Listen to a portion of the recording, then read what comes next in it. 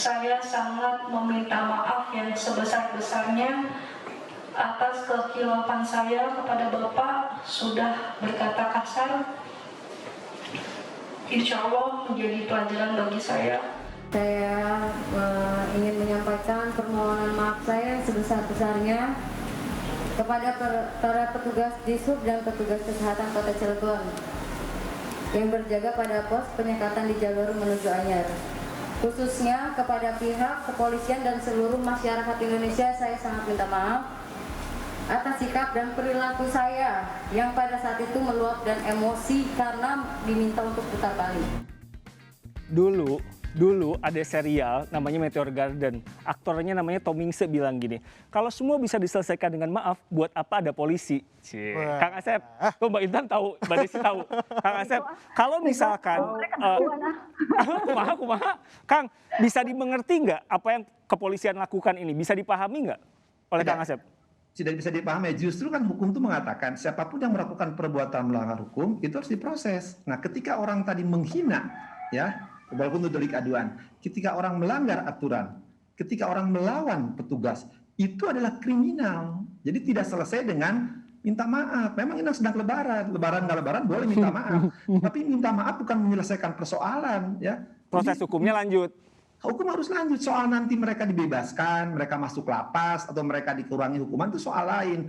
Tapi proses di depan hukum ketika orang tadi melanggar perbuatan pidana, itu harus diproses. Kan fakta ada kejadian sebelumnya, tokoh yang juga diproses ketika sedang pandemi, dia teriak-teriak diproses. Nah ini, ya maaf ya Mbak Desi, maaf Mbak Intan, ini mak-mak ini teriak-teriak ya. Kenapa minta maaf Mbak Desi sama Mbak Intan, orang bukan mereka yang teriak-teriak? Grupnya, kalau bapak-bapak banyak omongnya diganti jadi mbak-mbak gitu kan. Nah kebetulan nih, yang banyak omongnya ini kan mak-mak gitu kan. Nah, tadi ke bapak-bapak ada satu tuh yang di Sukabumi kan, di mobil itu.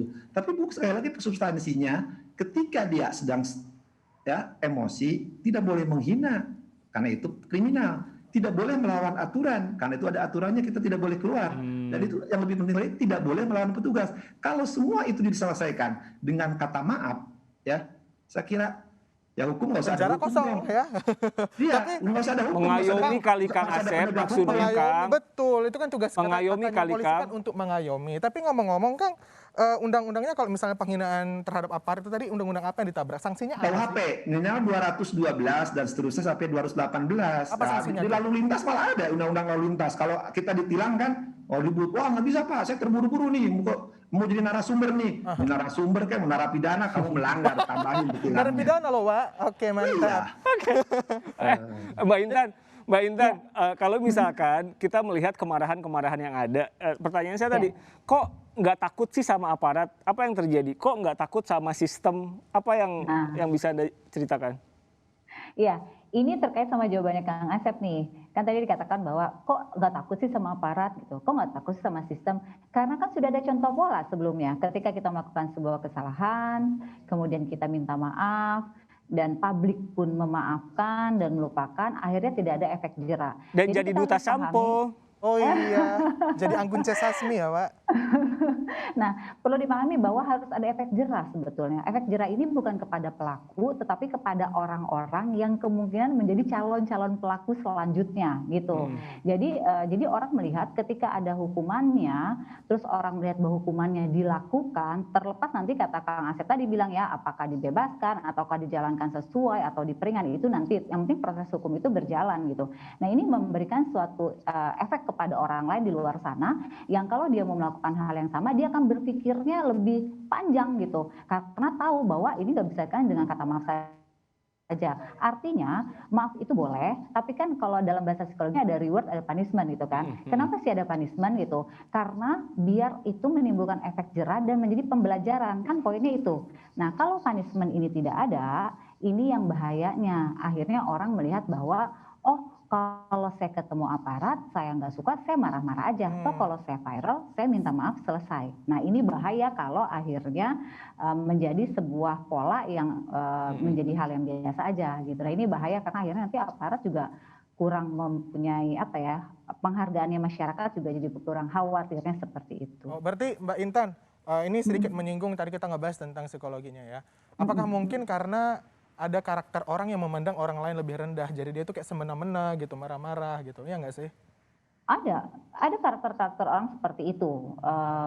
Bukan sedikit, malah banyak gitu ya. Bahkan ada orang yang menghinakan profesi tertentu juga ada gitu. Ada sekali. Nah, justru orang-orang kayak gini kan harus dikasih pembelajaran, tanda kutip ya, pembelajaran. Karena mungkin kita bisa dikatakan tadi kan Mbak Desi ya kalau nggak salah yang ngomong bahwa kok generasi sekarang kayak nggak ada hormat-hormatnya ya. Bahkan kalau kita kan dulu lihat polisi aja, waduh kayak udah ketakutan gitu ya, bawa SIM gak nih, lampu sen nyala enggak gitu ya. Artinya kalau sekarang kan kayaknya santai banget. Artinya ini ada yang miss nih ketika pembelajaran apa norma gitu, nih ada yang miss nih ketika pembelajaran bagaimana adab gitu. Nah ini yang mungkin akhirnya menjadi PR kita bersama ya. Artinya nggak mungkin semua generasi harus turun seperti ini. Maka untuk membenarkan hal-hal yang tidak ada di sekolah, diprakteklah apa ya, aku suka bilang gini, pelajaran kehidupan, nggak ada teorinya. Betul. Udah bisa jadi judul buku itu, Pak. Sebelum ke Mbak Desi, Kang Asep, ini sejak kapan? Oh, ya nggak tahu sih, maksudnya emang ada ya aturannya, ada menyelesaikan masalah damai di atas materai. Ya, sekali lagi kalau materai itu adanya di kantor notaris, bukan di kantor penegak hukum, ya, atau di warung-warung. Jadi kalau sekarang semua dengan materai, ya di KUHP itu nggak ada. Jadi hukum itu hanya mengenal gini, ya ada alasan mengurangi, alasan menghapus perbuatan, tapi bukan dengan materai. Misalkan yang ngoceh tadi, ya malumlah udah sakit jiwa, nanti periksa tuh sama Mbak Desi ini atau sama Bapak Intan, baru boleh itu dihapus. Atau orang itu daluarsa ngomongnya, yang ngomongnya zaman purbakala gitu, itu bukan berarti. Tapi kalau dia marah-marah diselesaikan dengan materai, itu nggak ada hukumnya. Nggak tahu sekolah di mana. Kalau sekolah penyelesaian hukum, ya, yang merupakan tindak pidana selesai dengan materai, itu nggak ada dalam kamus hukumnya. Itu ya ada mungkin di kamus mana saya nggak tahu gitu. Siapapun ini di dunia manapun nggak ada. Jadi materai itu di undang-undang materai itu untuk bikin pernyataan-pernyataan atau alat bukti, ya, untuk setiap perbuatan-perbuatan yang sifatnya keperdataan. Tapi kalau tindak pidana, ya, orang itu hapus tadi karena orang itu sakit ingatan, sakit jiwa, anak di bawah umur, masih bayi, misalkan teriak-teriak, mami, mami, mami, gitu kan. Tapi mami-maminya malah ini sama yang lain, gitu kan. Mami-maminya mami-mami meme, gitu kan. Ya, gitu. Meme itu kan bapak rebutan sama bapaknya biasanya. Nah, itu bisa dimaklumi, gitu. Kang, hukuman apa yang paling, kan gini, kalau Kang Asep tadi, oke di penjara, pidana, selesai. Tapi apakah ada opsi lain, misalkan kalau di luar negeri kan ada disuruh nyapu, disuruh kerja di panti sosial. Ya, social service gitu. Karena kalau misalkan di penjara, takut penjaranya penuh, kemudian nanti endebla. Hukuman opsi-opsinya apa? Ini ada, Riko, jadi sedang pandemi itu ada perda, ya tadi kena sanksi, dia suruh bayar tuh mak-mak minimal. Tapi kalau sanksi nyapu dan sebagainya hukum sosial itu belum ada, kita belum berlaku. Tapi minimal ketika dia proses oleh polisi, pulang pagi ke polisi, pulang pergi ke kejaksaan, diliatin di persidangan, minimal dia malu kan sama tetangganya. Tadi kata Mbak Intan, ya ada pembelajaran bahwa dia dihajar dalam tanda petik, suruh belajar, loh Anda dipermalukan depan umum loh, jadi status tersangka. Kan minimal ketika diproses, waktu, tenaga, era, bahasa Sundanya, malu gitu kan. Bahwa dia nanti statusnya terdakwa, soal nanti hukumannya, kan hukuman tidak selalu harus dipenjara, Riko. Misalnya hukuman percobaan, dia dihukum selama 1 tahun, tidak usah dijalani. Artinya dia selama 1 tahun harus hati-hati loh selama 6 bulan. Atau dia kena sanksi administrasi, dia harus bayar sekian juta. Ya, minimal kan kapok, mak-mak harusnya. Kalau nggak punya duit, Kang? Kalau nggak punya duit? Ya masuk penjara. Tapi kan saudara-saudaranya banyak kan, saudara saya di Bandung banyak. Kalau saya diproses kan, daripada saya masuk lembaga Bancai, pasti kan saudara saya Mbak Desi, Mbak Intan pasti keluar duit. Kasihan si Kang Asep masukin penjara, nanti nggak bisa main-main, pasti keluar duit, bayar kan duit itu negara. Itulah kenapa Kang Asep berhenti jadi hakim ya Kang ya. Kenapa? PR-nya banyak ya Kang? Enggak lah, ini Riko, orang tuh kan sekali lagi di proses itu tidak harus dipenjara, tidak harus didenda, ya minimal dia akan minimal sieun kapok. Ketika proses permaluan tadi merupakan proses pembelajaran, dia harus tahu diri itu. Oke. Mbak Desi ini kan akrab dengan dunia digital dan komen-komen netizen dan lain-lain. Setuju nggak dengan kalimat yang bilang gini, netizen itu selalu benar.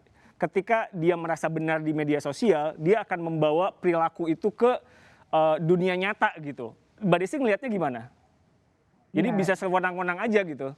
Nah, kalau saya sih nggak setuju ya, karena memang sekarang itu kalau saya baca komen-komen itu dari komen juga udah nggak sopan ya saya. Maksudnya Capek ya, Kak? Capek, wah. komen aja udah isinya caci maki gitu. Kayaknya kalau ketemu mungkin begitu juga ya. Atau nggak tahu saya apa jempol itu lebih kasar dari mulut, saya juga nggak tahu. Tapi setiap saya lihat kalau netizen baca-baca komen gitu, berita buruk netizennya komennya lebih buruk dari beritanya. Berita baik netizennya tetap lebih buruk juga. Jadi saya juga nggak ngerti kenapa mayoritas banyak jempol-jempol yang seperti itu ya. Walaupun yang positif juga tetap ada ya. Tapi yang negatif kayaknya terlalu sering terlihat gitu. Oke, kalau Mbak Desi terakhir melihatnya, terakhir segmen ini melihatnya gimana? Apakah sekarang orang-orang itu cenderung kan teknologi mengubah cara hidup kita kan? Apakah kita karena berani di media sosial bebas, nggak ada yang menjudge karena anonim dan lain-lain, itu juga mempengaruhi kehidupan kita sehari-hari, jadi berani ke polisi, jadi berani ke semua orang dan lain-lain. Itu tadi mandang rendah orang jadinya. Iya, kayaknya sih begitu ya. Terus juga kalau saya lihat juga kan nanti nih umpama yang tersakiti itu ngelaporin gitu ya, ngelaporin si netizen ini, tapi kan pada akhirnya nanti damai gitu. Jadi Pola ya, Kak? artis-artis aja setiap ngelaporin netizen yang berkata buruk terhadap mereka akhirnya damai gitu. Jadi saya ngelihatnya ya nggak akan jerah ya kalau kayak gitu sebentar-sebentar damai. Oke lah. Di satu sisi kita mungkin bangsa yang cinta damai ya. Iya, Di memang satu sisi mungkin kita bangsa yang cinta damai, apa-apa damai di atas meterai, Iya, tapi sekali lagi tapi kan proses hukum juga harus berjalan. Iya, jadi keterusan gitu. Lagi-lagi kayaknya sekarang kalau 3M itu ya, kalau gue ya bukan marah minta maaf, Rick. Kalau gue itu 3M marah. Oh wow. Biar ujung-ujungnya kena komentar negatif. Enggak, Tapi kan nggak apa-apa, habis marah viral, habis viral minta maaf, habis itu minta maaf, endorse. habis itu jadi duta. Kenapa pola itu bisa hadir di tengah-tengah kita? Tetap bersama kami.